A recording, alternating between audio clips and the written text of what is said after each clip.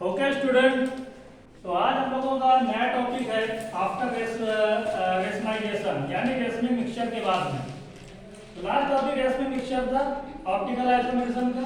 आज उसी से रिलेटेड एक टॉपिक हम लोग पढ़ने वाले हैं जिसमें हम बहुत कुछ सीखने वाले हैं एक नए फॉर्म में।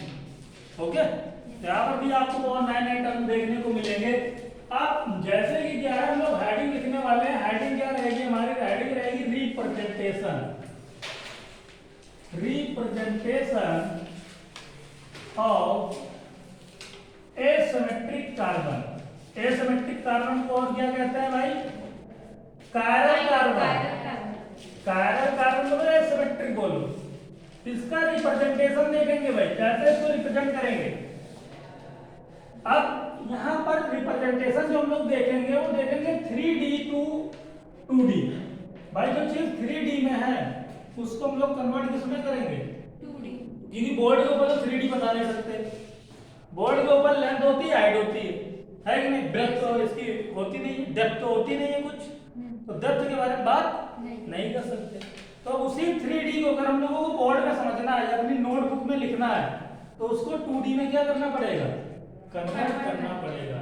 तो इसके लिए जो कि ये पूरा 3 डायमेंशनल ही होता है ऑप्टिकल आइसोमेरिज्म, तो इसको कन्वर्ट करेंगे हम लोग कुछ हमारे पास फार्मूलेज हैं उनका यूज करके।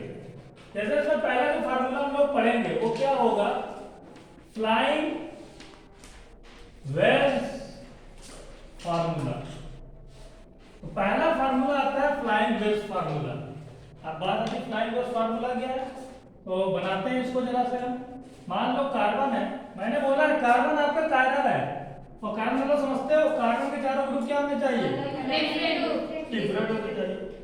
अब यहां पर मान लो आपका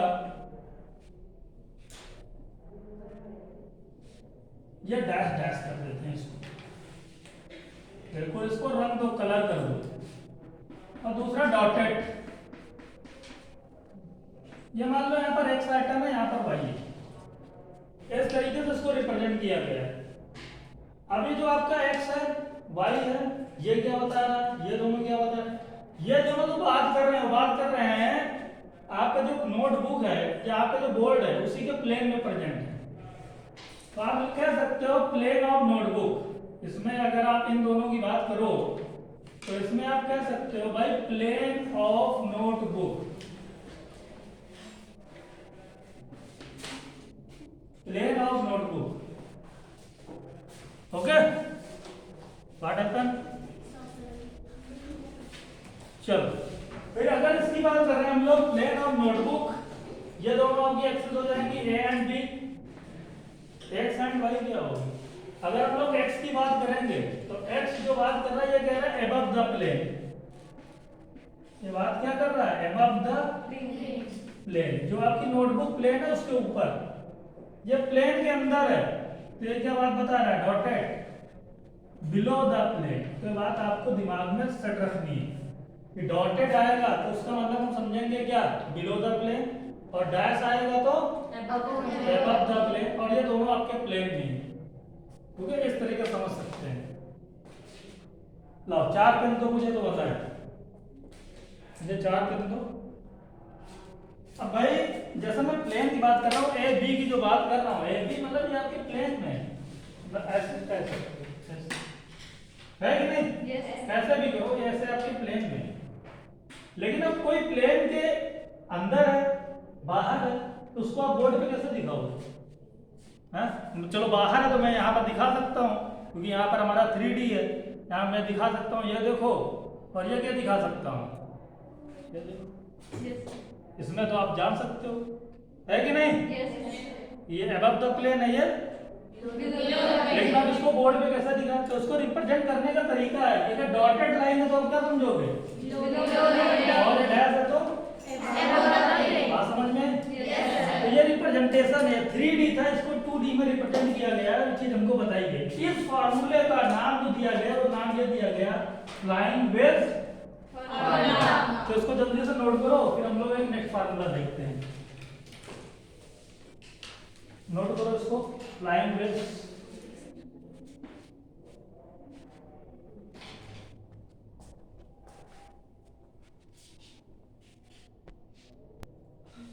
हो गया? तो चलो इसके बाद नेक्स्ट फार्मूला इसे भी हम लोग देख लेते हैं, Fisher projection formula. Fisher projection formula या मैथड जो भी लिखना है। फिशर प्रोजेक्शन को कैसे हम लोग भाई समझेंगे, कैसे दिखेगा हमको, कैसे हम लोग यहाँ पर ये भी 3D को 2D में कन्वर्ट करने का मेथड है। इसमें हम लोग समझ लेते हैं। अगर ये ऐसे आपको डॉटेड लाइन नजर आ रही है, मान लो कार्बन, ये आपको डॉटेड लाइन अगर नजर आ जाएगी यहाँ पर, और ये आपका एक्स है या वाई है,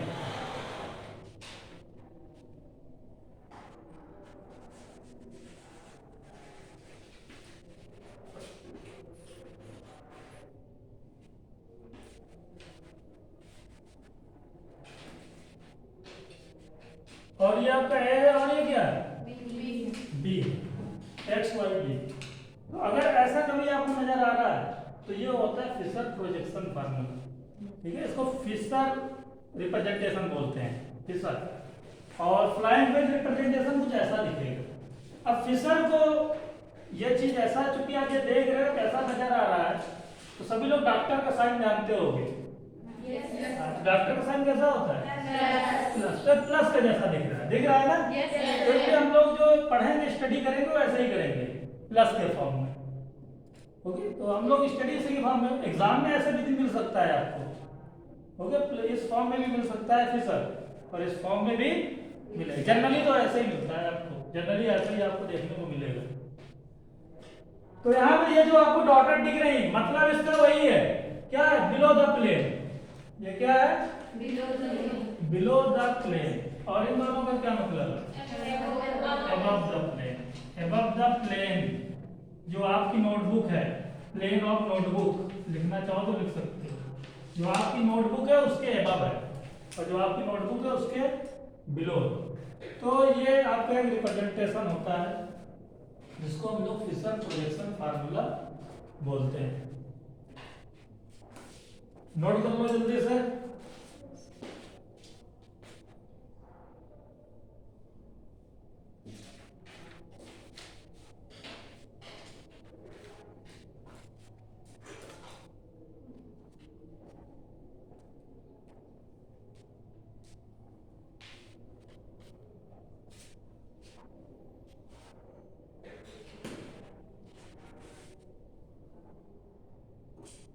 हो गया?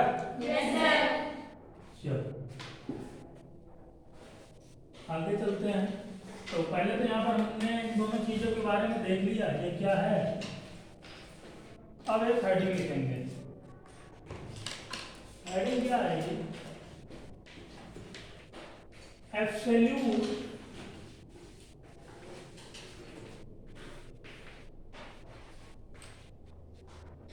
Configuration of RS system. RS system हम लोग पढ़ने वाले हैं। आरएस क्या है, आर मतलब है रेक्टस। पढ़ते हो, नई नई चीजें हैं। आज के बाद जब भी आप ऑर्गेनिक पढ़ोगे और ये नाम आएगा तो आपको नया नहीं लगेगा। और एस मतलब है सिस्टम। यहाँ पर दो सिस्टम पढ़ेंगे, आरएस सिस्टम। आर मतलब है रेक्टस और एस मतलब क्या है, सिस्टम। क्या होता है क्या नहीं होता है इसकी बात तो हम लोग भी बाद में करेंगे। तो अभी ये आपका मेनली आरएस सिस्टम हम लोगों को यहाँ पर पढ़ना है। देखो हम लोगों ने जो ऑप्टिकल आइसोमेरिज्म की स्टडी की थी, तो ऑप्टिकल आइसोमेरिज्म में हम लोगों ने पढ़ा था ऑप्टिकली एक्टिव आइसोमेरिज्म, पढ़ा था। और ऑप्टिकली एक्टिव के अंदर अगर आपने अच्छे से स्टडी की तो आपको याद होगा दो होते हैं, डेक्स्ट्रो होता है और कोई जो डेक्स्ट्रो होता है वो हम लोग कैसे पहचानते हैं, जब रोटेशन कैसा क्लॉकवाइज। तो ये भी वही चीज है भाई, अगर रोटेशन आपका क्लॉकवाइज होगा तो उसको हम लोग आर बोलेंगे। मतलब ये अगर देखा जाए तो एक तरीके का डेक्स्ट्रो ही है, बस इसका क्या कर दिया गया है, नाम बदल दिया गया है, समझे। हाँ, बस इसको पढ़ाने के लिए एक नया नाम दे लिया गया है। और सिनिस्टर का मतलब ये एंटी क्लॉकवाइज। अभी हम लोग जब घुमाएंगे एंटी क्लॉकवाइज तो उसको सिनिस्टर ही बोलेंगे। लेकिन ये किसकी नई फॉर्म है? लीवो की। समझे? लीवो की एक नई फॉर्म है एस। अब ये चीज हम लोग यहाँ पर देखेंगे कि भाई डेक्स्ट्रो क्या है, लीवो क्या, तो उस नाम से नहीं, इसको एक नए नाम से इसका यहाँ तक पहचान हुई है, आर और एस है भाई।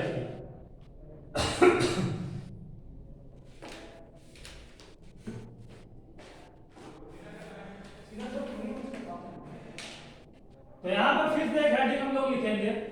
हेडिंग नंबर आप चाहो तो ये लिख सकते हो,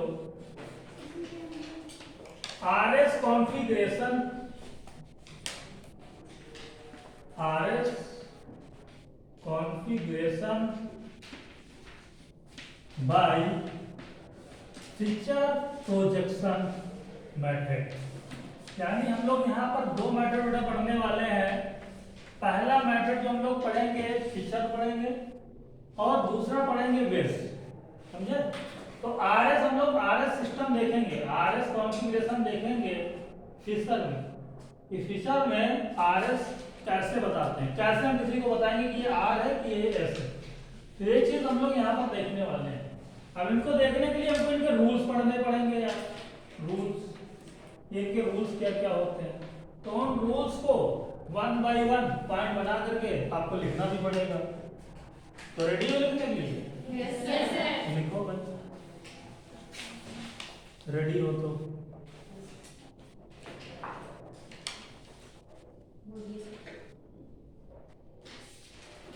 देखो first of all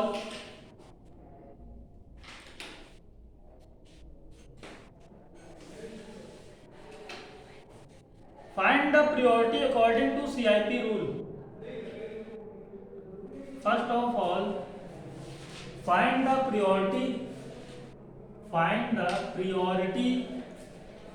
according to CIP rule. According to CIP rule.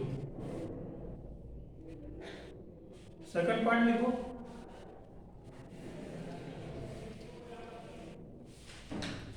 bring the lowest priority group, bring BRING, bring मतलब लाना, bring the lowest priority group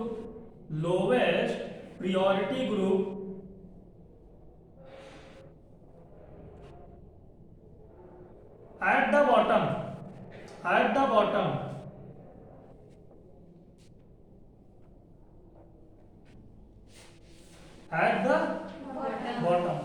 and simultaneous SIMultaneous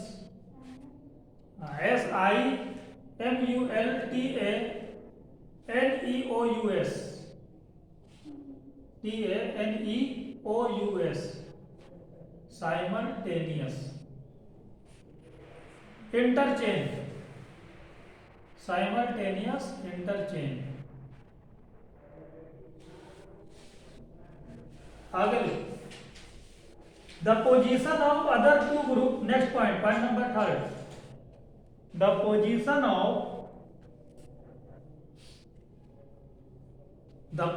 of next two groups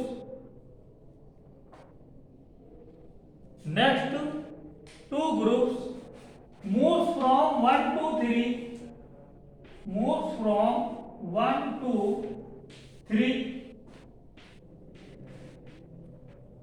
1 2 3 board पे लिखा है via 2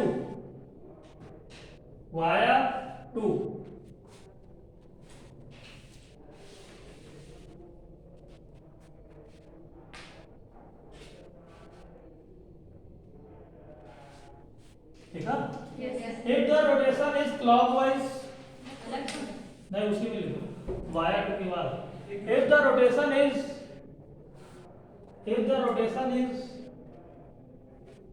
clockwise,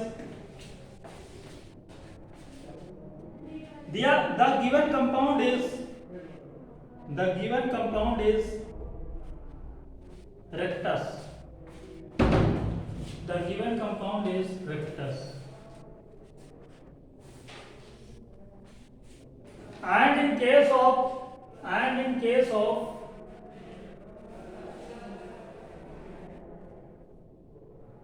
rotation is anti-clockwise. And in case of rotation is anti-clockwise, the given compound is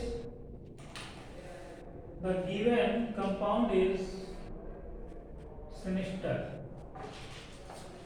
The given compound is sinister. जो rules पढ़ाए उनको पढ़ लो अच्छे से।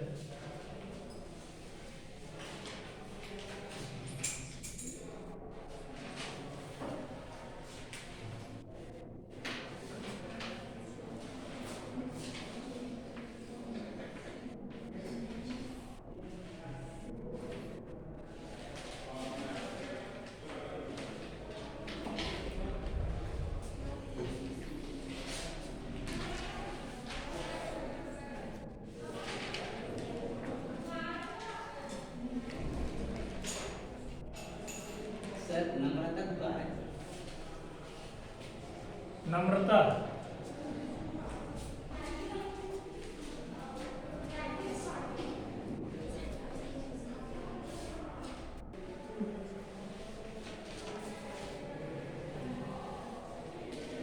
देखो, जैसा मैं दो कंपाउंड लेता हूँ, एक मान लो ले लिया इधर, एक इधर ले लिया,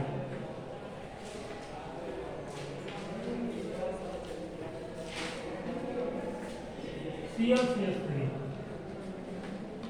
ले लिया, इसलिए लिया क्योंकि ले तो कुछ भी सकते थे, लेकिन हमने इसलिए लिया है ये वाला कि दो अलग अलग चीजें हम बता सकें, इसलिए इसको हमको लेना पड़ा। अब इसमें हमको भाई वो जो रूल्स मैंने लिखाया है उसके बेसिस पर हमको बताना है कि रेक्टस क्या होगा और सिनिस्टर क्या होगा।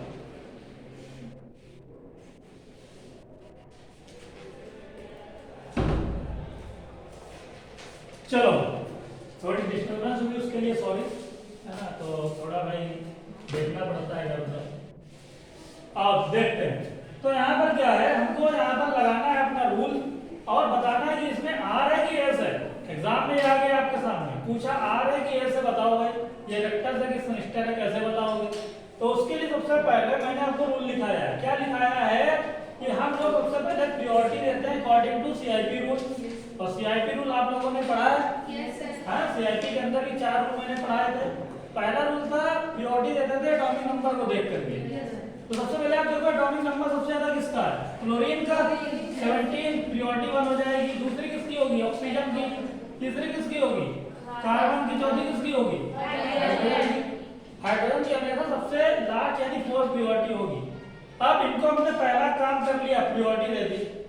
दूसरा काम हमारा क्या था, मैंने बताया था bring the lowest priority group at the bottom. यही तो बताया, यानी जिसकी प्रायोरिटी सबसे कम है, सबसे लोवेस्ट है, उसको हमको बॉटम में लाना है, सबसे नीचे लेकर के आना है। अगर इसको यहाँ लाने के लिए अगर ये यहाँ आएगा बेटा, नीचे आएगा तो ये यहाँ जाएगा, इसकी पोजीशन लेगा, ऐसा थोड़ी नहीं खाली रहेगा। तो अगर ये यहाँ आएगा तो ये यहाँ पर क्या लेगा, इसकी पोजीशन लेगा। जैसा इधर होगा वैसा ही साइमल्टेनियस इधर भी होगा। अगर इधर कुछ चेंज हो रहा है तो इधर भी चेंज होगा, यानी इंटरचेंज इधर भी होगा साइमल्टेनियसली।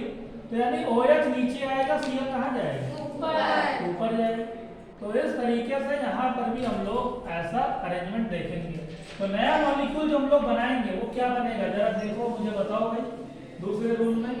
तो यहाँ पर पहुंच गया Cl, यहाँ पहुंच गया OH, यहाँ पहुंच गया H, यहाँ क्या पहुंच गया। अब हमारा काम हो गया भाई, यही करना था हमको सेकंड रूल में कि लोवेस्ट प्रायोरिटी ग्रुप कहाँ लाना था, नीचे लाना था, बॉटम में लाना था।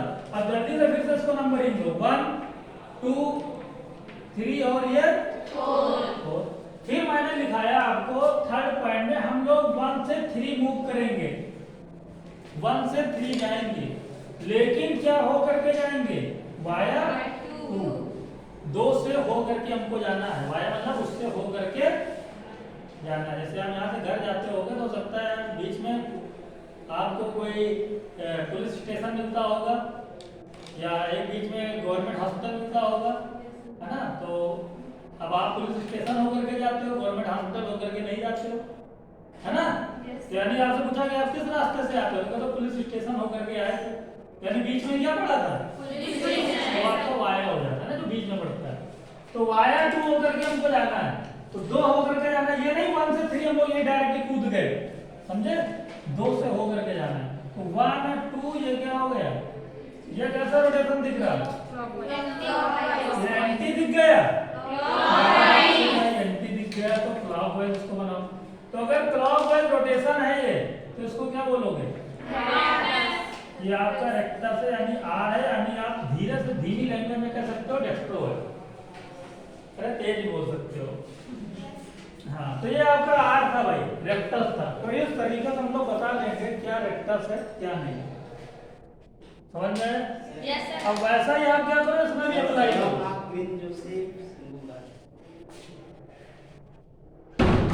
अब क्या करो, ऐसा ही रूल यहाँ पर भी अप्लाई करो और बताओ क्या होगा।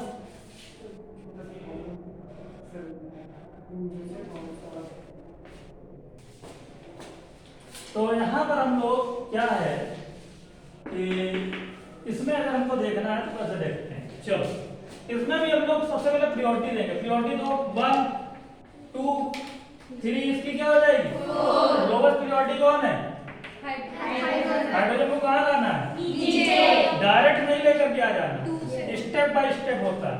तो पहले स्टेप में ये यहाँ गया, ये अगर ऐसा यहाँ हुआ तो यहाँ भी क्या होगा, ऐसा। तो नया हमारा क्या बना बताओ, यहाँ पहुंच गए भाई CH3 साहब, यहाँ आ गए हाइड्रोजन साहब, यहाँ हो गए OH साहब, और यहाँ क्या होगा, अभी ये यहाँ नहीं पहुंचे, यानी एक स्टेप और करना पड़ेगा। बात समझ में आई, स्टेप बाय स्टेप करना है, बस बहुत आसान चीज है। यहाँ पर आपने कर लिया, फिर इसको बना लो जल्दी से। यहाँ आ गया Cl, ये देखो CH3, ये क्या हो गया OH, और ये देखो अब ये आपका X नीचे आ गया। प्रियोरिटी दो 1 2 3 और हमको 1 से 3 करना है वाया 2 हो करके। कैसा रोटेशन, एंटी क्लॉकवाइज रोटेशन है। और अगर एंटी क्लॉकवाइज है तो इसको हम लोग क्या बोलेंगे, सिनिस्टर बोलेंगे, यानी ये आपका S है। ओके, तो इस तरीके से हम लोग R और S चेक कर लेते हैं।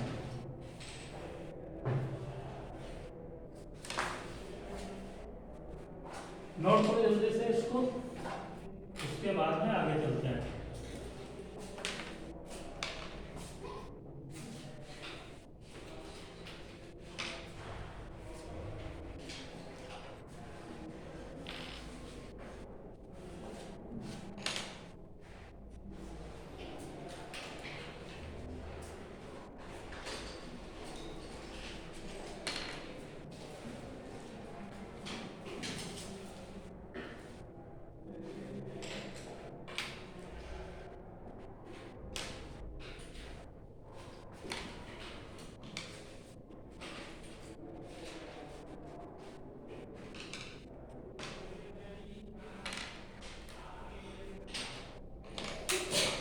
हो गया, कर लो भाई, इसमें कुछ है नहीं, बस करते जाना है।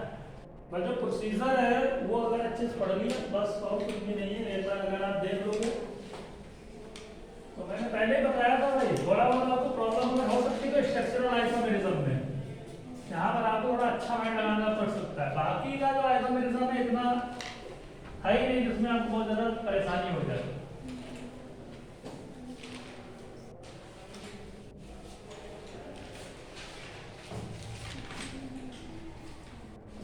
इसके अंदर 2 केस हम लोग पढ़ लेते हैं यार। पहला केस पढ़ लेते हैं for 1 asymmetric carbon, for 1 asymmetric carbon.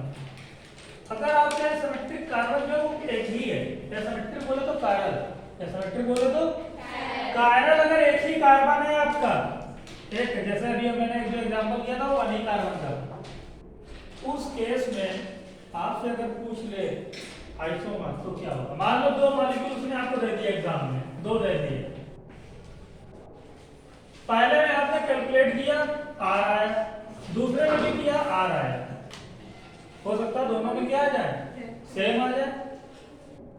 फिर आपने फर्स्ट में किया एस आया, दूसरे में भी क्या आया, हो सकता है दोनों में क्या हो जाए, सेम हो। फर्स्ट में आपका आर हो गया, दूसरे में क्या हो गया, एस। ये हो सकता है चेंज हो जाए, पहला आर आ जाए, दूसरा एस हो जाए, या फिर ये एस हो जाए, ये क्या हो जाए। तो चार कंडीशन हो सकती है। अगर कभी ये दोनों सेम आ जाए, सेम ही रहे, आर आर दोनों में, या एस एस, भाई पहला भी आर है, दूसरा भी क्या है, यानी सेम आ रहा है, सेम को बोलते हैं आइडेंटिकल। ऐसे आइसोमेरिज्म को हम लोग क्या बोलते हैं, आइडेंटिकल यानी सेम आइसोमेरिज्म। क्या बोलोगे, आइडेंटिकल आइसोमेरिज्म आप बोलोगे, ये आइडेंटिकल आइसोमेरिज्म। अच्छा, अगर आर और एस आ जाए, एक में आर दूसरे में एस, कशिश कहाँ गए, और क्लास में।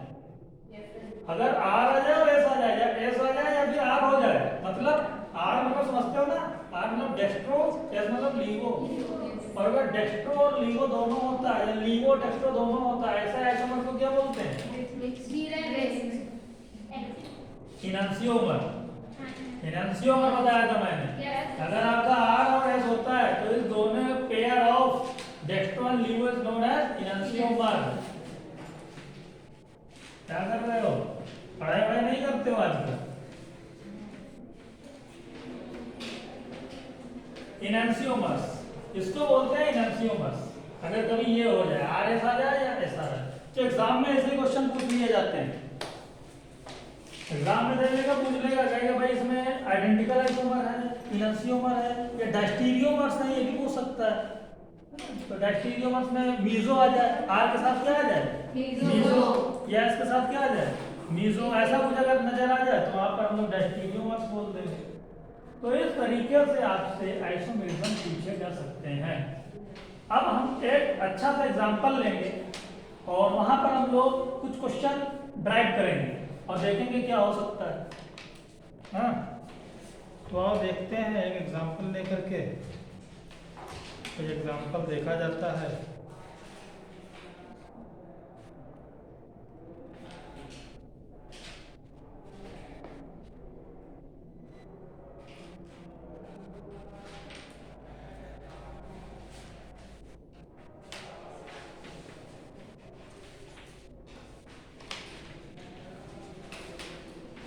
मान लो ये ले लिया, इसको मैंने फर्स्ट बोला,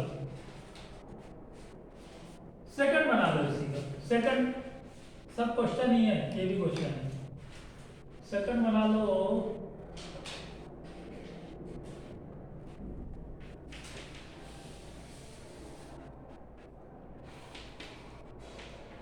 चलो ये हमने सेकंड बना लिया। थर्ड बना लो इसका, मान लो थर्ड आपको दे दिया उसने,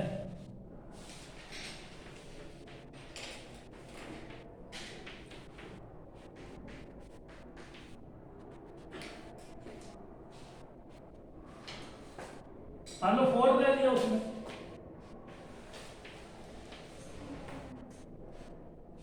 फोर्थ दे दिया, दिख रहा है ना, ये चार दे दिए।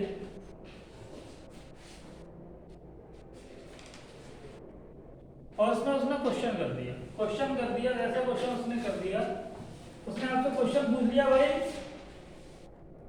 यहां लिखते हैं फर्स्ट एंड सेकंड क्या है। क्या उसने पूछा, फर्स्ट एंड थर्ड क्या है। उसने आपसे पूछा भाई फर्स्ट एंड फोर्थ क्या है, या सेकंड एंड फोर्थ क्या है।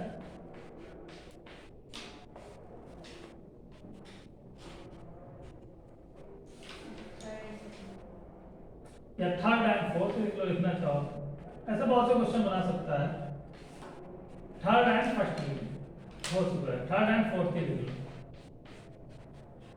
ऐसे क्वेश्चन पूछ और ऑप्शन दे दिया उसने, ऐसे क्वेश्चन दिया लिख करके और उसने ऐसे पूछ लिया। इसमें से कोई एक पूछेगा, सब नहीं पूछेगा, हमने तो सब इतने ले लिए क्वेश्चन। कोई एक दे दिया फर्स्ट एंड सेकंड क्या है, फिर चार ऑप्शन दे दिए, ठीक है। एनएनसीओमर है, डायस्टीरियोमर्स है, ओके, ये आइडेंटिकल है, या कोई और एक और नाम दे दिया, ये टाटोमेरिज्म है ना, ऐसे कुछ भी दे दिया, या दे दिया नॉन ऑफ दीज या ऑल ऑफ दीज, ऐसा कोई ऑप्शन दे दिया। अब आप कैसे करोगे इसको?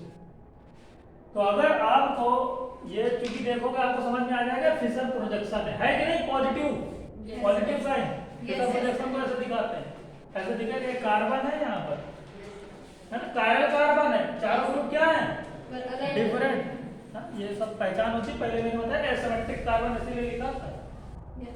अच्छा, अब यहाँ पर आप सोचोगे कि भाई क्या हो सकता है चारों ऑप्शन में से, तो आपको अगर ये पता चल जाए कि ये क्या है, ये R है कि S है, ये R है कि S है, अगर ये चीज पता चल जाए तो आप कंपेयर कर सकते हो कि नहीं। तो ये चीज पता करने के लिए क्या करोगे, इसको निकालोगे, जल्दी से कैलकुलेट करो सभी का, 1 बाई 1 कैलकुलेट करो RS। अगर आपने RS निकाल लिया तो बाकी चीजें आपके लिए आसान कर लिया, समझ लो। जैसे फर्स्ट वाला आप ले रहे हैं, फर्स्ट में क्या था बताओ, फर्स्ट में यहाँ हाइड्रोजन था और आयोडीन और NH2 और CH3। पीरियोडिक तो जल्दी से सबसे ज्यादा पीरियोडिक किसकी होगी, आयोडीन, अगेन हाइड्रोजन, हो जाएगी। इसके बाद में क्या करेंगे, हम लोगों ने यहाँ पर प्रियोरिटी दी, इसके बाद हम लोग जो लोवेस्ट प्रियोरिटी है उसको हम लोग कहाँ लेकर के आएंगे, बॉटम। तो लोवेस्ट प्रियोरिटी ग्रुप जो है यहाँ पर, इसको हमको बॉटम में लेकर के आना है। तो चलो साइमल्टेनियस प्रोसेस स्टार्ट कर दो, ये यहाँ पर, ये इधर, ये इधर, ये इधर, क्या होगा, हाइड्रोजन यहाँ पहुंचा, CH3 यहाँ पहुंचा, आयोडीन यहाँ पहुंचा और NH2। अभी इसको नीचे लाना है, यानी एक स्टेप और करना है, तो एक स्टेप यहाँ करेंगे तो साइमल्टेनियस इधर भी करेंगे, तो क्या हो जाएगा आपका HI और यहाँ क्या हो गया NH2 और ये CH। जल्दी से प्रायोरिटी दो, 1 2 3 और 4। हमको 1 से 3 जाना है, वाया क्या हो करके 2, तो ये वाला रास्ता लेंगे। ये कैसा रोटेशन है, क्लॉकवाइज, यानी ये कैसा मॉलिक्यूल आपका R। यहाँ पर आप चुपके से लिख लो R,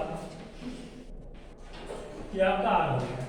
अब ऐसे सेकंड वाला निकाल लो जल्दी से, ये सब तो कर ही सकते हो खुद से यार, करो।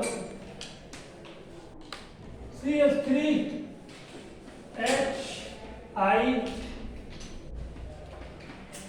NH2, हाइड्रोजन लोवेस्ट प्रायोरिटी नीचे लेकर के आना है ना, लेकर के आओ। यहाँ पर आ गया हाइड्रोजन, आयोडीन, ये क्या हो गया CH3, यहाँ क्या पहुंचा NH2। जल्दी से इसको प्रायोरिटी दो, 1 2 3 4। हमको 1 से 3 चलना है वाया 2 होकर के। ये कैसा रोटेशन, एंटी क्लॉकवाइज, यानी ये कैसा निकला S, यहाँ लिख लो धीरे से। तो इस तरीके से हम लोगों ने देखा और 2 कर लिए, थर्ड कर लेते हैं जल्दी से।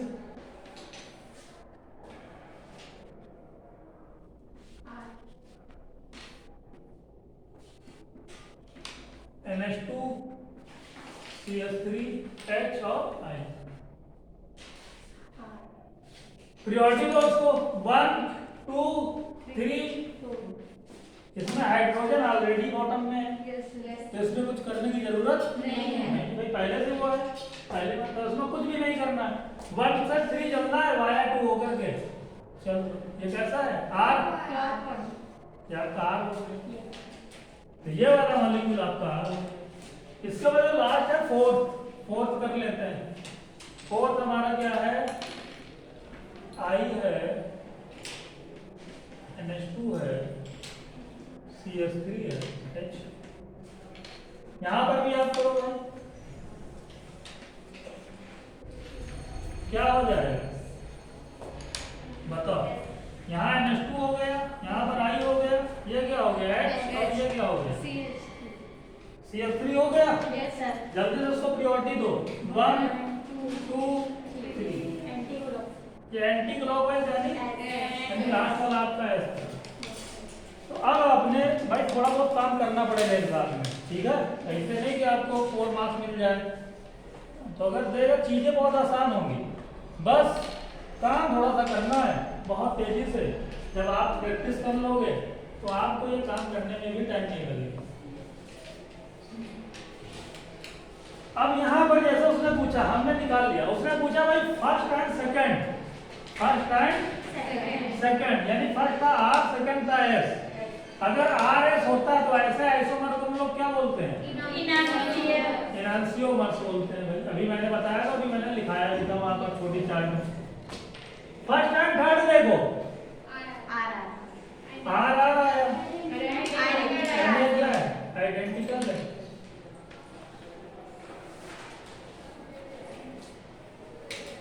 फर्स्ट एंड फोर्थ देखो, R S means enantiomer. Second and fourth बताओ, second and fourth S S यानी आइडेंटिकल।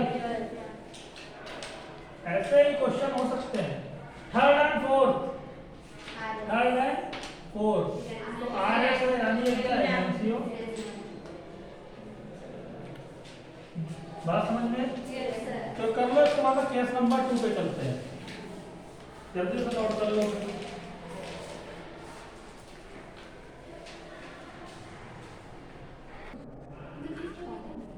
चलो कर लिया होगा। अब यहाँ पर हम लोग केस नंबर 2 पर चलेंगे, क्योंकि भाई ज्यादा टाइम अपने लोगों के पास बचा नहीं है और ये टॉपिक फिनिश भी करना है।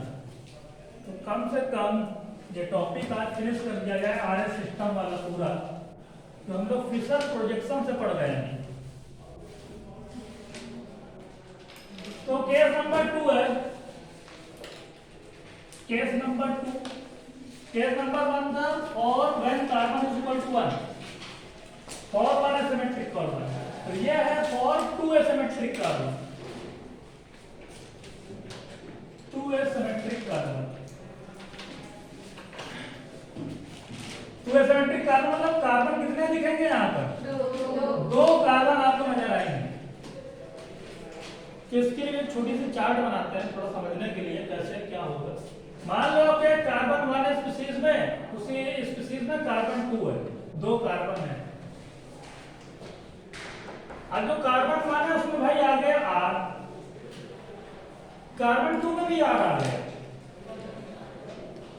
जब कार्बन 1 में ऐसा आ गया, कार्बन 2 में क्या आ गया? जब ये ऐसा हुआ, कार्बन 1 में आर आया, कार्बन 2 में क्या आया? जब ये ऐसा हुआ कैसा? एस और आर। अगर ऐसा है कार्बन 1 कार्बन 2 में आर आर है, तो इसको तुम लोग आइडेंटिकल बोलते थे। आइडेंटिकल के साथ भी हम लोग इसको देखें आर और आर है, वो तो दो अलग अलग स्पीशीज में था, वो दो अलग अलग स्पीशीज। भाई ये जो थे आपके 1 2 ये अलग अलग है ना, इसका कार्बन 1 इसका कार्बन 2 ये दोनों अलग अलग है। अब हम लोग एक ही मॉलिक्यूल के अंदर देखने वाले हैं। तो अगर आर और आर आया, आर मतलब डेक्स्ट्रो, दूसरा भी क्या है? डेक्स्ट्रो। तो डेक्स्ट्रो क्लॉकवाइज, पहला डेक्स्ट्रो दूसरा भी डेक्स्ट्रो, यानी क्लॉकवाइज। क्लॉकवाइज रोटेशन क्या होता है? ऑप्टिकली एक्टिव होता है। तो यानी ये होगा, या फिर ये एंटी क्लॉकवाइज, एंटी क्लॉकवाइज भी क्या होता है? Optically active. यानी अगर ऐसा आपको दिखे तो वो ऑप्टिकली एक्टिव ही आएगा, और कभी अगर ऐसा नजर आ जाए तो ऑप्टिकली इनएक्टिव होगा, ऑप्टिकली इनएक्टिव होगा। और इसी को मीजो बोलते हैं, इनएक्टिव। मतलब मान लो एक आपका आधा घुमा आर क्लॉकवाइज, आधा घुमा एंटी क्लॉकवाइज, नेट रोटेशन क्या हो गया? जीरो। और जीरो किसमें होता है? मीसो में। वो क्या मीसो क्या ऑप्टिकली इनएक्टिव है? ऐसा है? तो ऐसा ही। तो अगर इस टाइप अगर कभी आपको नजर आएगा तो हम लोग ये चीज समझेंगे और क्वेश्चन यहाँ पर पूछे जा सकते हैं। ओके?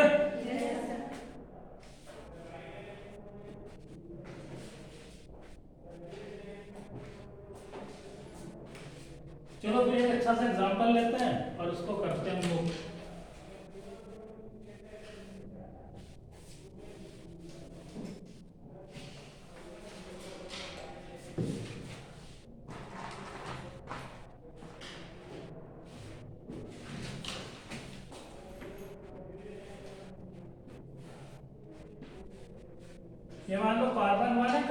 R2 है, यहाँ पर Cl है और यहाँ पर भी Cl है, और यहाँ Br है और यहाँ पर भी Br है, और यहाँ मैंने लगा दिया H और यहाँ पर लगा दिया क्या H। अब उसने आपसे पूछ लिया कि भाई ये क्या है, ऑप्टिकली एक्टिव है कि इनएक्टिव है? तो आपको देखने से लग रहा है, अगर देखो तो यस सर।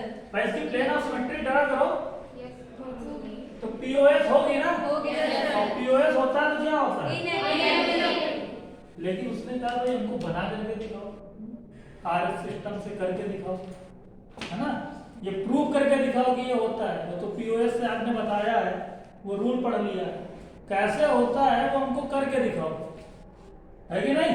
तो जी प्रूव करके दिखाओ, तो उसके लिए आपको ये करना पड़ेगा, तो हम लोग करते हैं। तो यहाँ पर पहले हम लोग करेंगे फॉर C1 यानी 1 कार्बन के लिए। अगर 1 कार्बन है तब कौन कौन से ग्रुप लगे? Cl, Br, इधर H, इस पूरे को हम लोग ग्रुप ले लेंगे, G मान लेंगे, मान लिया। प्रियोरिटी हो जल्दी से 1 तो ब्रोमीन की होगी, 2 ग्रुप की प्रियोरिटी 3 होगी, और मैंने बोला था हाइड्रोजन हमेशा 4 प्रियोरिटी देते हैं, सबसे कम एटॉमिक नंबर हाइड्रोजन 4 प्रियोरिटी पर ही रखना, ग्रुप की 3 आ जाएगी। अगर ऐसा आपने किया 1 2 3 4 प्रियोरिटी आपने इस तरीके से दे दी यहाँ पर, अब आप क्या सोचते हो दोबारा, जो लोवेस्ट प्रियोरिटी उसको कहाँ लेकर के आते हो? बॉटम में लेकर के आते हो। तो बॉटम में जब लेकर के आओगे तो भाई इसको लेकर के आ जाओ जल्दी से, ये ऐसे होगा और ये भी इस टाइप से हो जाएगा। अगर ऐसा हुआ तो क्या हुआ बताओ, H यहाँ क्या पहुंचा G, और यहाँ क्या पहुंचा Br, और यहाँ क्या पहुंचा C। प्रियोरिटी तो जल्दी से 1 2 3 और 4, हमको 1 से 3 जाना, लेकिन वाया 2 होकर के जाना, ये क्या है आपका R, यानी C1 कार्बन पे आपने देखा आपका R निकल के आ रहा है, आ रहा है। C2 कार्बन में देखो, इस वाले में C2, तो आपने कार्बन 1 में देखा आपका आ रहा है, कार्बन 2 में देख लो, तो कार्बन 2 के लिए बनाओ जल्दी से, ये है Br, ये क्या है Cl, ये क्या है, इस पूरे को इस बार क्या ले लेंगे ग्रुप, इसके रिस्पेक्ट में ये क्या हो गया ग्रुप। फिर से यहाँ पर प्रियोरिटी दोगे आप 1 2 3 और 4, इसको ब्रेक द बॉटम, बॉटम कर लेकर के आओ, आगे क्या हो जाएगा बोलो, यहाँ पर आपका आ जाएगा भाई Br, और यहाँ क्या हो जाएगा हाँ ग्रुप आ जाएगा, अरे डाटो नहीं ग्रुप ही होगा, ठीक है, और यहाँ क्या हो जाएगा H, और यहाँ क्या हो जाएगा Cl हो जाएगा। अब फिर से प्रियोरिटी दो 1 2 3 और 1 से 3 हमको जाना है वाया 2 होकर के एंटी क्लॉक है, यानी ये क्या निकला मीन्स ये वाला क्या था मैंने लिखा है, अगर कार्बन 1 R है और कार्बन 2 ऐसे देखो, ऊपर से नीचे ऐसे ना देखो, ठीक है ऐसे देखो, R है और ये क्या S, तो ऐसे आइसोमर को क्या बोलते हैं, वो तो आपने पहले देख करके बता दिया है कि नहीं, मीजो था मेरा यूनिवर्सिटी। यहाँ पर भी आप बताएं भाई R है, ये जो आधा घूमेगा क्लॉकवाइज और आधा क्या घूमेगा, दोनों एक दूसरे क्या कर देंगे, ठीक है कैंसिल, यानी नेट रोटेशन 0। तो शुरुआत में ये चीज मैं आपको पढ़ा रहा था कि इनका नेट रोटेशन 0 हो जाता है, कैसे होता है वो देख भी लिया, ओके। तो इस तरीके से क्या होता है, इनका नेट रोटेशन 0 होता है, और इनको हम लोग ऑप्टिकली इनएक्टिव की कैटेगरी में रखते हैं। चलो इसको लिख लो, फिर इसी के ऊपर एक अच्छा क्वेश्चन हम लोग लेते हैं, बहुत अच्छे लेवल का, और उसी टाइप के क्वेश्चन आपके एग्जाम में आपको मिल सकते हैं। तो साइड में आप करते हैं, ये चीज लिखी भी होगी, और यहाँ पर क्वेश्चन लिखते हैं।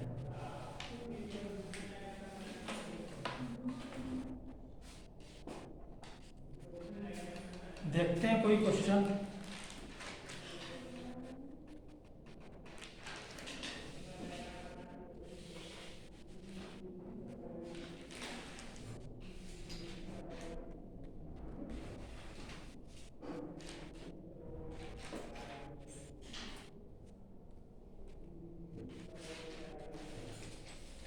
चलो एक टॉपिक और छोटा सा पढ़ लें, उसके बाद में क्वेश्चन लेते हैं तो ज़्यादा अच्छा रहेगा।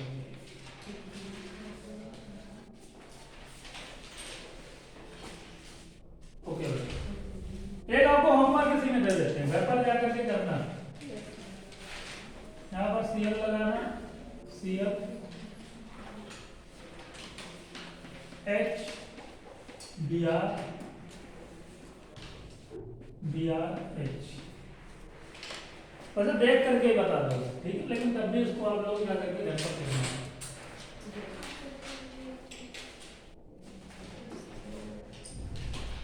देख करके बता दिए? Yes sir. ऑप्टिकली एक्टिव होगा, यानी ये भाई दिमाग से सोचोगे कि भाई ऑप्टिकली कोई चीज एक्टिव है तो यानी अगर ये भी आर है तो ये भी आर ही होगा, है कि नहीं? वो अभी हमको नहीं पता क्या है, लेकिन अगर आप सोचोगे अगर ये आर है तो ये भी क्या होगा? आर ही होगा, तभी आप बता सकते हो ये ऑप्टिकली एक्टिव है। और ये क्या था? ऑप्टिकली इनएक्टिव, यानी ये आर है पूरा, तो भाई दिमाग में रखो पूरा आर है, पूरा आर है, यानी पर नेट क्या है? आर। देखो एग्जाम में कैसे क्वेश्चन पूछेगा वो चीज, तो पूरा का पूरा आपका आर है। आर को दिमाग में क्या रखो आप? डेस्ट्रो, या आर भी रख सकते हो, कोई बड़ी बात नहीं, डेस्ट्रो है कि नहीं? ये पूरा मॉलिक्यूल क्या है? यानी ऑप्टिकली इनएक्टिव, पूरे मॉलिक्यूल के बारे में सोचो, C1 C2 के बारे में सोचो, पूरे के बारे में। पूरा क्या है? ये जैसे ये पूरा आपने बताया ये ऑप्टिकली एक्टिव है, ये क्या है? तो ये डेस्ट्रो भी हो सकता है अगर मैंने आर बोला है, अगर मैंने इसको एस निकाला है, अगर मान लो ये एस निकला होता तो ये क्या होता? लीवो। लेकिन ये पूरा मॉलिक्यूल कैसा दिखा आपको? ऑप्टिकली इनएक्टिव दिखा। अगर ये ऑप्टिकली इनएक्टिव दिखा बेटा तो यानी ये क्या है? मीजो। क्या है? मीजो। और एग्जाम में अगर आप उसको बोले ये है फर्स्ट और ये है सेकंड, और बोले भाई फर्स्ट और सेकंड क्या है, और 4 ऑप्शन दे दे, आपको दे दे भाई आइडेंटिकल आइसोमर है, आपको दे दे इनएंशियोमर है, आपको दे दे डायस्टीरियोमर्स है, तो क्या है? डायस्टीरियोमर्स है ना? तो मैंने बताया डायस्टीरियोमर्स में एक दूसरे की मिरर इमेज नहीं होती है, यानी डेस्ट्रो मीजो कह सकते हो, लीवो मीजो कह सकते हो, समझे कि नहीं? तो इस तरीके से क्वेश्चन बनाएगा एग्जाम में आपसे, और ऐसे ही आपसे पूछ लेगा। तो जब ऐसा कुछ पूछेगा तो पूरे पूरे मॉलिक्यूल को कंपेयर करना, समझे? तो आपको ऐसे 2 मॉलिक्यूल देगा बड़े बड़े, एक ये देगा ऐसे, एक मान लो ये दे दिया, ऐसे दे दिया उसने, अब 2 दे दिया, अगर इसी के अंदर कुछ पूछेगा तो आप बता दोगे, हाँ? इसी के अंदर ऑप्टिकली एक्टिव है कि इनएक्टिव है, डेस्ट्रो है कि लीवो है। लेकिन अगर दो मॉलिक्यूल को कंपेयर कराए तो आप देखना ये तो ऑप्टिकली एक्टिव आया, ये क्या है? Optically inactive. पूरा मॉलिक्यूल इनएक्टिव है, तो ऑप्टिकली एक्टिव इनएक्टिव क्या होता है? आपका डायस्टीरियोमर्स होता है, उसी को क्या बोलते हैं? डायस्टीरियोमर्स। तो ये लिख लो होमवर्क में, निकालना ये सब स्टेप करना है, इसमें क्या होगा, और बाकी आपको प्रैक्टिस करनी है। ये लिख लो, ये जाकर घर पर करना आप लोग। जब घर पर आप लोग करोगे तो इसमें या तो आर आएगा तो एस आएगा, समझे? जब आर और एस आएगा वहां पर तब आप बता देना, वहां पर अगर आर आ रहा है तब आप बता देना क्या है, ठीक है? आर आ रहा है तो क्या है, और एस एस आ रहा है तो आपका क्या है, तो केवल आंसर आपको बस इन्हीं 2 वर्ड में देना, ऑप्टिकली एक्टिव, ऑप्टिकली इनएक्टिव। जैसे इसको आपने बोला ऑप्टिकली इनएक्टिव, ये क्या हो गया? Optically active. तो फिर जल्दी से आप क्या करना, स्टार बना करके एक पॉइंट लिखना, और इसको फर्स्ट मानना, उसको सेकंड मानना, जो भी मैंने बताया, और ये लिख लेना कि ये दोनों आपस में डायस्टीरियोमर्स होंगे, ये चीजें याद रहेंगी। डायस्टीरियोमर होंगे आपस में, ये दोनों पूरे पूरे मॉलिक्यूल। ये बात जरूर बताना आप, ऑप्टिकली एक्टिव ऑप्टिकली इनएक्टिव, तभी ये चीज बता पाओगे। और इसके ऊपर डीपीपी में क्वेश्चन आपको मिलेंगे और वो क्वेश्चन आप सॉल्व करोगे तो आपको आइडिया हो जाएगा। चलो तो अब जल्दी से भाई, ज्यादा टाइम नहीं, इसके लिए हम लोग बहुत जल्दी से एक और चीज पढ़ लेते हैं इसी में। अभी मैंने आपको पढ़ाया था आरएस सिस्टम बाय फिशर, हाँ, RS system by Fisher projection. अब हम लोग यहाँ पर नेक्स्ट हेडिंग डालते हैं दूसरी वाली, second RS configuration, RS configuration Fisher से हम नहीं पढ़ेंगे, अब पढ़ेंगे बाई वेज, फ्लाइंग वेज जिसे आप बोल रहे थे। ये भी एक फार्मूला मैंने दिखाया था, बाई वेज। बहुत बड़ा नहीं है ये, इतना बड़ा, इतना ज्यादा आपको करने की जरूरत नहीं है, बस थोड़ा सा जल्दी से उसको आपको समझ लेना है। बाई वेज से हम लोग देख लेते हैं। वेज, वेज याद है दिमाग में, रिपीट करो। वेज क्या हुआ करता था, दो ग्रुप आपके हो गए, मान लो यहाँ पर हमने ले लिया आयोडीन, यहाँ ले लिया ब्रोमीन, और यहाँ पर हम डार्क वाला ले लेते हैं, डार्क वाला, यहाँ पर डार्क ले लेंगे। तो यहाँ पर क्या है बेटा, यहाँ पर हम लोग ये डैश वाला लेंगे ये, और यहाँ पर एक डॉटेड ले लेंगे। इसको क्या है, यहाँ पर हम लोग मान लो कुछ ले लेते हैं CS, H ले लो, चलो H ले लो, और इसको ले लो CS3। चलो अब इसमें आपसे एग्जाम में क्वेश्चन पूछ दिया कि ये R है कि S है, वेज में बताओ। ये ऐसे बना करके दे दिया, पूछा ये R होगा कि S होगा, क्या करोगे? हाँ, तो इसमें देखो सारे रूल वैसे ही जैसे आपने पिछली बार में पढ़े हैं, ठीक है। तो मैंने आपको रूल पढ़ाए थे फिशर वाले, वही सब रूल है। बस इसमें एक चीज है, इसमें भी आप प्रियोरिटी दोगे सबको, और इसमें जो लोवेस्ट प्रियोरिटी आएगा उसको आप डॉटेड लाइन पर लेकर के आओगे, ठीक है। बस एक लाइन चेंज है, आप लिख सकते हो bring the lowest priority group at dotted line, ठीक है। डॉटेड जो लाइन है वहां पर किसको लेकर के आना है, लोवेस्ट प्रियोरिटी को। अब यहाँ का प्रियोरिटी 2, तो ये आपका आयोडीन 1, ब्रोमीन, कार्बन, ये 4, ये लोवेस्ट प्रियोरिटी है कि नहीं है? इसको कहाँ लाना है, डॉटेड लाइन पर लेकर के आना, समझे? बस यही है, इसके अंदर बस यही हमको देखना होता है कि लोवेस्ट प्रियोरिटी को डॉटेड लाइन पर ले आओ, उसके बाद में आप देख लो। तो और उसको ले आते हैं, लाने के लिए क्या करेंगे, वैसे ही साइमल्टेनियस क्या करेंगे, इंटर, सारी चीजें वही हैं, कोई भी चीज चेंज नहीं है। बस वहां ब्रिंग द बॉटम लेकर के आते थे, यहाँ कहाँ लेकर के आना है, डॉटेड लाइन, बस। तो ये बना लो यार, जल्दी से बनाओ भाई, फास्ट काम करो आप लोग। यहाँ पर पहुंच गया Br, ये हो गया I, और यहाँ पर क्या पहुंच गया CS3, और H कहाँ आ गया, यहाँ। नंबरिंग तो जल्दी से, 1 2 3 4। अब हम लोग चलेंगे 1 से 3 वाया 2 होकर के, चल दिए। ये कैसा दिख रहा है, क्लॉकवाइज, यानी ये क्या था, R, ये आपका। तो इसमें भी आप RS बता सकते हो, वेज में भी, जैसे आपने फिशर में बताया वैसे आप वेज में भी RS बता सकते हो। अब हम लोग एक क्वेश्चन लेंगे यहाँ पर, और उस क्वेश्चन को सॉल्व करेंगे, देखते हैं।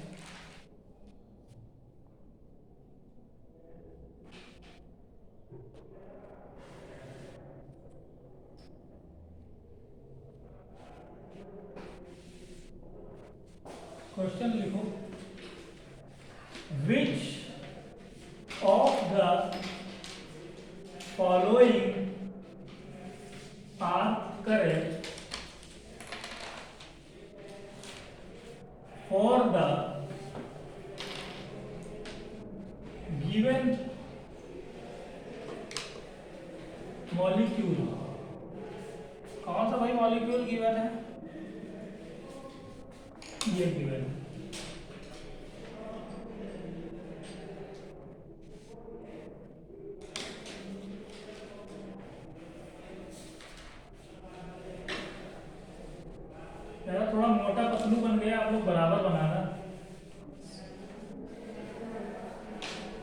करते हैं, समझ में आना चाहिए।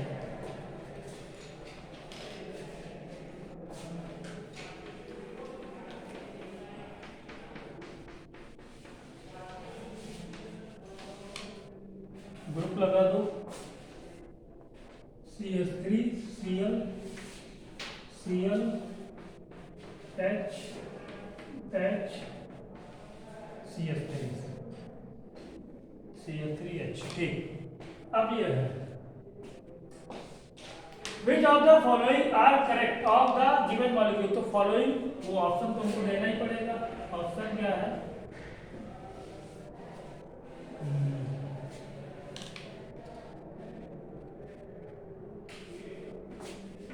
The given molecule is, yeah, the molecule is optically active,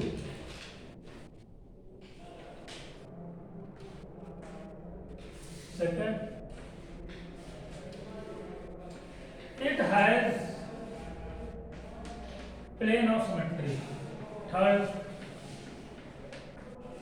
it has center of symmetry, D,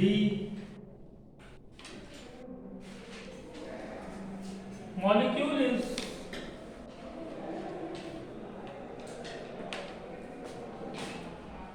meso। ये दे दिए। ऐसे क्वेश्चन पूछे जाते हैं एग्जाम में, ठीक है। तो एक अच्छे लेवल का क्वेश्चन जो मैंने लिया है, इसी टाइप से क्वेश्चन आपको एग्जाम में मिल सकते हैं। अब यहाँ पर आपको देख करके बताना है इनमें से कौन सा ऑप्शन करेक्ट है इस मॉलिक्यूल को लेकर के। बाकी मैंने इस टाइप क्वेश्चन करने का आपको आइडिया भी दे दिया है। 2 कार्बन होते हैं तो कैसे करते हैं, याद है? 2 कार्बन के लिए बताया था। यस। हाँ, तो वही आइडिया मैंने आपको दे दिया पहले। 2 कार्बन को कैसे करते हैं वैसा जल्दी सोचो, जल्दी मुझे इसके आंसर दो। जानते हो आपके एग्जाम में ज्यादा टाइम नहीं रहता है, तो 2 से 3 मिनट में इसको सॉल्व करना है। करो।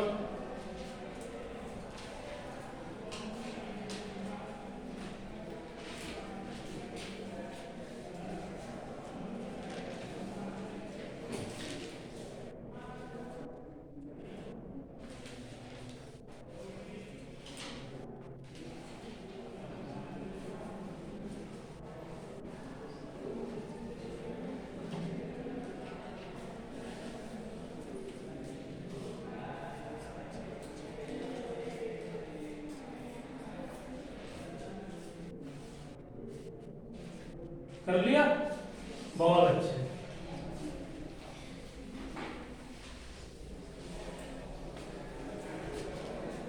करो यार इसे। अब ये नहीं करोगे तो क्या करोगे बताओ?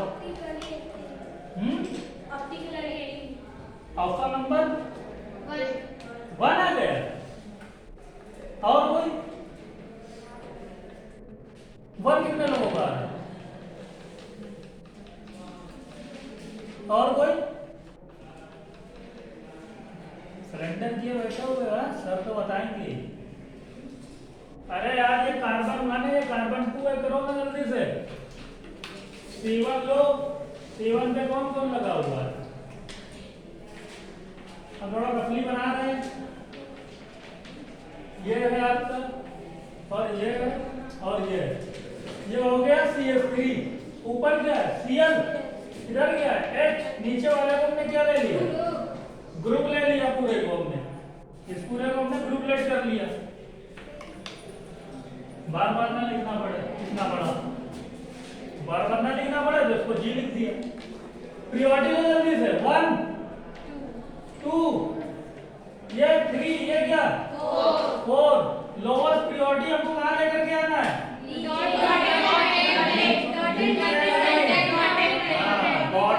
डॉटर लाइन बनाने जाएंगे, नीचे ले आओ बॉटम पर। इसको यहाँ ले जाना, यानी 2 बार बनाना पड़ेगा। बनाओ यार इसको 2 बार। ये काम बड़ा मेहनती वाला है क्या?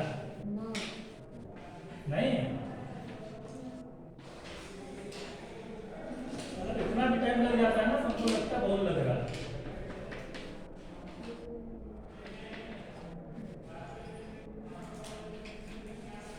चलो अब क्या करोगे भाई लाने के लिए? Simultaneous interchange. Yes sir. यहाँ पर क्या है? H, यहाँ पर G। और बोलो यहाँ पर CH3 यहाँ पर Cl। इसके बाद में फिर से आप इंटरचेंज करोगे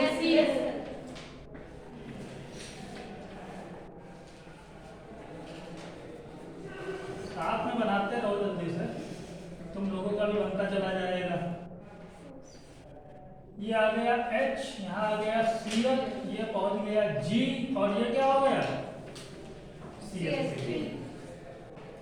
पीरियोडिक हो यार, 1 2 3 4, 1 से 3 चलता है, वाया क्या होगा 2 क्लॉकवाइज, यानी ये क्या है R, यानी ये वाला जो आपका कार्बन था ये R था। C2 देखो जल्दी से, C2 क्या है, थोड़ा सा रब करते हैं।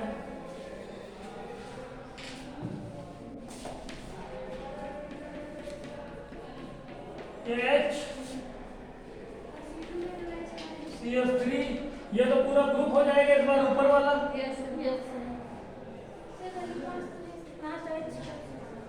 और ये क्या हो गया Cl।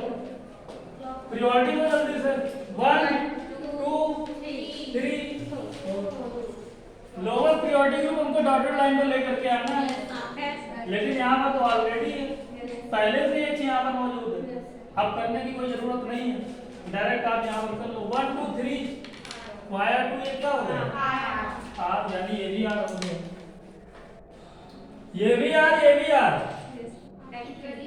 तो इसको क्या बोलते हैं ऑप्टिकली मेन, ये भी आपका घूम रहा है ऐसे क्लॉकवाइज, और ये भी आपका घूम रहा है क्या क्लॉकवाइज, पूरा रोटेशन आपका कैसा दिख रहा है क्लॉकवाइज, ठीक है, पूरा रोटेशन आपका क्लॉकवाइज। तो पूरे मॉलिक्यूल में क्लॉकवाइज रोटेशन है, और क्लॉकवाइज रोटेशन होने की वजह से हम जानते हैं वो हमारा R होता है, डेस्टो होता है, और डेस्टो होता है ऑप्टिकली एक्टिव। क्या होता है ऑप्टिकली एक्टिव, यानी ऑप्शन नंबर आपका फर्स्ट करेक्ट है। इनएक्टिव हो नहीं सकता, क्योंकि इनएक्टिव के लिए अगर ये R है तो इसको S होना चाहिए, या ये S है तो इसको R, अगर ये R होता तो आधा घूमता क्लॉकवाइज, आधा घूमता एंटी क्लॉकवाइज, जेड रोटेशन क्या हो जाता है 0, तब ये सही हो जाता है। Plane of symmetry, centre of symmetry भी नहीं दिख रही है, दिख रही है यहाँ तक कट करके देखो, है क्या प्लेन ऑफ सिमेट्री, बिल्कुल नहीं है, H CH3 हो ही नहीं सकता, यानी आपका फर्स्ट ही ऑप्शन यहाँ पर करेक्ट था। तो इस टाइप के क्वेश्चन आपके एग्जाम में पूछे जा सकते हैं। ओके, तो हम लोगों ने आज पढ़ा RS system by Fisher and by bells, और उसके ऊपर प्रैक्टिस भी की और कुछ क्वेश्चन भी सॉल्व किए। अब आपका ये जो मैंने आपको 2 आइसोमेरिज्म पढ़ाए थे ऑप्टिक, उसके अंदर स्टीरियो के अंदर मैंने आपको 2 आइसोमेरिज्म को डिवाइड करके बताया था कि स्टीरियो आइसोमेरिज्म आपके 2 तरीके के होते हैं, एक होता है कॉन्फिगरेशनल, एक होता है कन्फॉर्मेशनल। तो जो कॉन्फिगरेशनल होता था वो भी 2 तरीके से डिवाइड होता था, ज्योमेट्रिकल और ऑप्टिकल। तो ज्योमेट्रिकल भी पढ़ा, और ये अभी तक तो ऑप्टिकल पढ़ ही रहे थे, ऑप्टिकल भी पढ़ लिया, यानी आपका कॉन्फिगरेशनल वाला जो पूरा पार्ट है आइसोमेरिज्म का वो भी फिनिश हो चुका है। अब आपका बचा है कन्फॉर्मेशनल, ठीक है, छोटा सा है, 30 से 40 मिनट का वो लेक्चर, ज़्यादा बड़ा नहीं है, बहुत ज़्यादा उसमें कुछ है भी नहीं।